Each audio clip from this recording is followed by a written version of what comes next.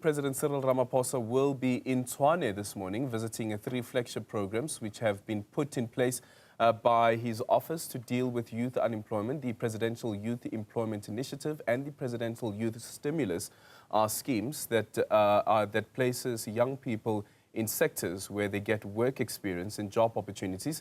This has taken the form of education assistance in schools, providing farmers with vouchers to buy agricultural supplies and funding projects for artists. Newzroom Afrika senior politics reporter Ziyanda Ngcobo is at the Sefako Makgatu Primary School in Saulsville, which will be the first stop for the president. A very good morning to you, Ziyanda. Tell us about what the president will be doing today.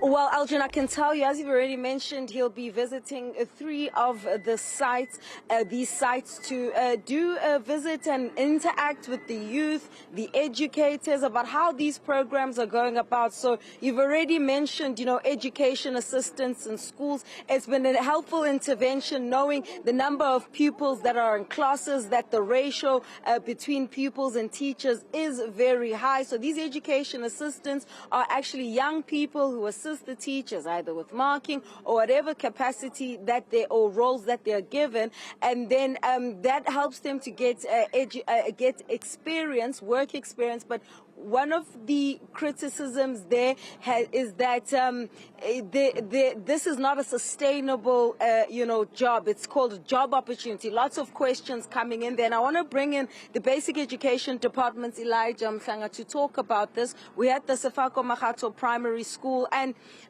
you have these education assistants, but after 6 months or a year, then the job is over. Our unemployment rates are sitting at 62.4% for those aged between 15 and 24. What is the president going to be seeing here today when he comes to the site?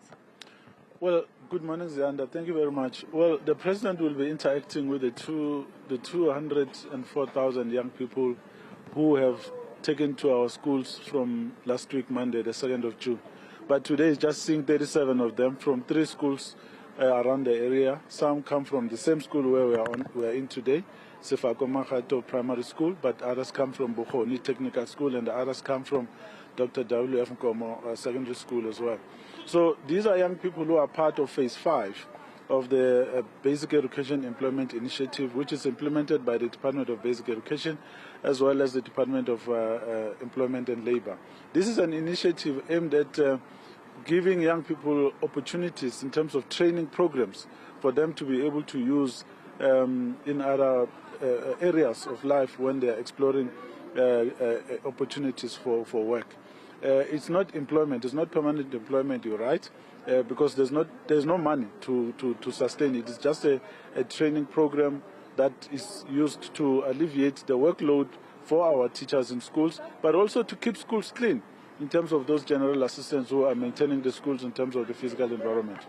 I mean, and that's the problem perhaps, and it might be unfair to ask you that. We'll ask the president as well, but what's the point of getting a job opportunity and not permanent employment? Because after 6 months to a year, you have this experience and then you still go back and sit at home. What opportunities for permanent employment are there in the Basic Education Department, given how even at some stage there was a program to get the older teachers sort of to leave the system by offering them early retirement packages?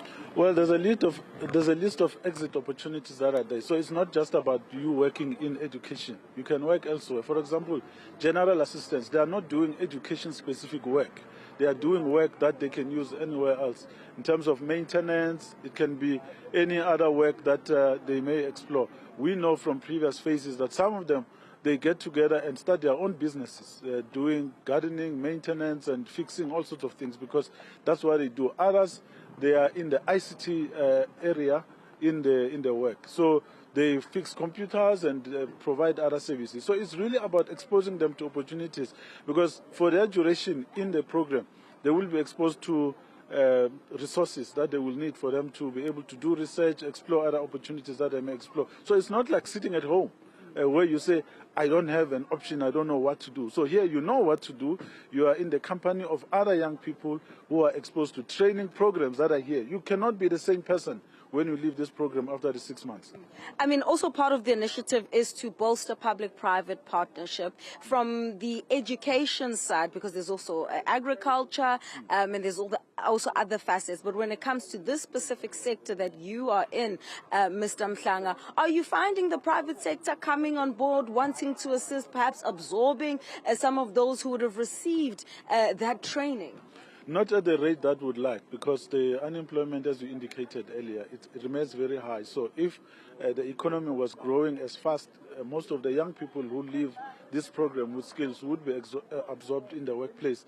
But the rate at which we are having young people unemployed and the way the private sector is absorbing our young people, it's not the same. So we would wish for more companies to get involved and tell us the type of young people and the skills that they need, so that we can be able to supply them. Because the truth is that the young people that come through here, yes, there are private sector companies, but the young people that come through here after this program, they've got some skill that can be used in the private sector. So we appeal to them to come through, but of course, you know, they will need to have the spaces that they can accommodate the young people. So we hope that it's something that it's going to be appreciated by the young people who have made it, because we had 1.9 million applications for 204,000 opportunities. So those that have made it, we ask them to make the best of this opportunity. A ticking time bomb there, Aldrin Sampier. Not enough opportunities. The labor market simply unable to absorb. I mean, 1.9 million applications for only 204,000 opportunities. That should tell you about how dire the situation is, how much yearning there is for employment in this country. As I've mentioned, 62.4% youth unemployment for ages 15 to 24, and just over 46% if you look at a much broader age group of 15 to 34. So we'll hear from the president as well about the impact of this program since its inception in 2020. Thank you so much, Ziyanda Ngcobo. They're joining us from the Sifako Mahato School.